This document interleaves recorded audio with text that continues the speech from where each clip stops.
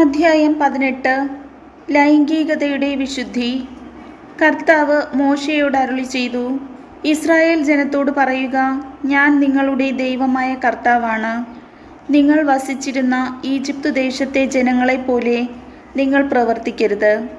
ഞാൻ നിങ്ങളെ പ്രവേശിപ്പിക്കാനിരിക്കുന്ന കാനാൻ ദേശത്തെ ആളുകളെപ്പോലെയും നിങ്ങൾ പ്രവർത്തിക്കരുത്.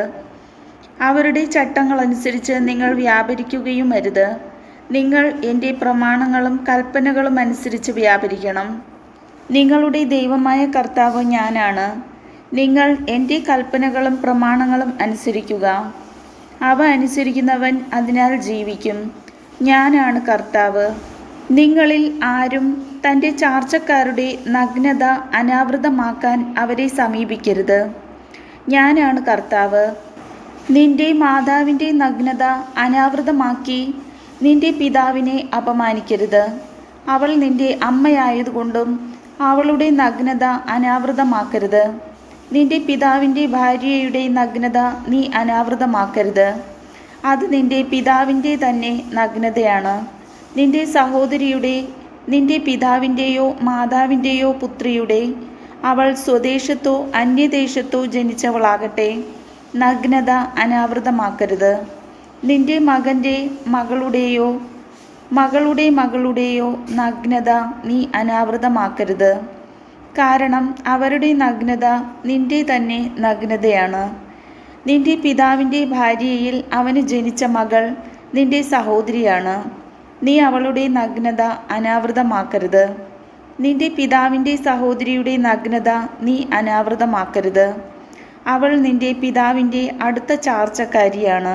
നിന്റെ മാതാവിൻ്റെ സഹോദരിയുടെ നഗ്നത നീ അനാവൃതമാക്കരുത്. അവൾ നിന്റെ മാതാവിൻ്റെ അടുത്ത ചാർച്ചക്കാരിയാണ്. നിന്റെ പിതൃ സഹോദരനെ, അവൻ്റെ ഭാര്യയുടെ നഗ്നത അനാവൃതമാക്കി അപമാനിക്കരുത്. അവൾ നിന്റെ ചാർച്ചക്കാരിയാണ്. നിന്റെ മരുമകളുടെ നഗ്നത നീ അനാവൃതമാക്കരുത്. കാരണം അവൾ നിന്റെ പുത്രൻ്റെ ഭാര്യയാണ്. അവളുടെ നഗ്നത നീ അനാവൃതമാക്കരുത്. നിന്റെ സഹോദരൻ്റെ ഭാര്യയുടെ നഗ്നത നീ അനാവൃതമാക്കരുത്. അത് നിന്റെ സഹോദരൻ്റെ നഗ്നതയാണ്. ഒരു സ്ത്രീയുടെയും അവളുടെ തന്നെ മകളുടെയും നഗ്നത നീ അനാവൃതമാക്കരുത്. അവളുടെ പുത്രൻ്റെയോ പുത്രിയുടെയോ മകളുടെ നഗ്നത നീ അനാവൃതമാക്കരുത്. അവർ അവളുടെ അടുത്ത ചാർച്ചക്കാരിയാണ്. അത് അധർമ്മമാണ്. ഭാര്യ ജീവിച്ചിരിക്കുമ്പോൾ അവളുടെ സഹോദരിയുടെ നഗ്നത അനാവൃതമാക്കി അവളെ നീ പരിഗ്രഹിക്കരുത്. ആർത്തവം നിമിത്തം അശുദ്ധയായിരിക്കുന്ന സ്ത്രീയുടെ നഗ്നത നീ അനാവൃതമാക്കരുത്. നിന്റെ അയൽക്കാരൻ്റെ ഭാര്യയോടുകൂടെ ശയിച്ച് അവൾ നിമിത്തം നീ അശുദ്ധനാകരുത്. നിന്റെ സന്തതികളിൽ ഒന്നിനെയും മോളക്കിന് ബലിയർപ്പിച്ച് ദൈവനാമത്തെ അശുദ്ധമാക്കരുത്. ഞാനാണ് കർത്താവ്. സ്ത്രീയോടുകൂടെ എന്നതുപോലെ പുരുഷനോടുകൂടെ നീ ശയിക്കരുത്. അത് മ്ലേച്ഛതയാകുന്നു. സ്ത്രീയോ പുരുഷനോ മൃഗങ്ങളുമായി ലൈംഗിക ബന്ധത്തിലേർപ്പെട്ട് തന്നെ തന്നെ അശുദ്ധമാക്കരുത്. അത് ലൈംഗിക വൈകൃതമാണ്.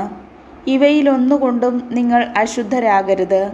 ഞാൻ നിങ്ങളുടെ മുൻപിൽ നിന്ന് അകറ്റിക്കളയുന്ന ജനതകൾ ഇവ മൂലം തങ്ങളെ തന്നെ അശുദ്ധരാക്കിയിരിക്കുന്നു. ആ ദേശവും അശുദ്ധമായിരിക്കുന്നു. അതിൻ്റെ അകൃത്യത്തിന് ഞാൻ അതിനെ ശിക്ഷിക്കും.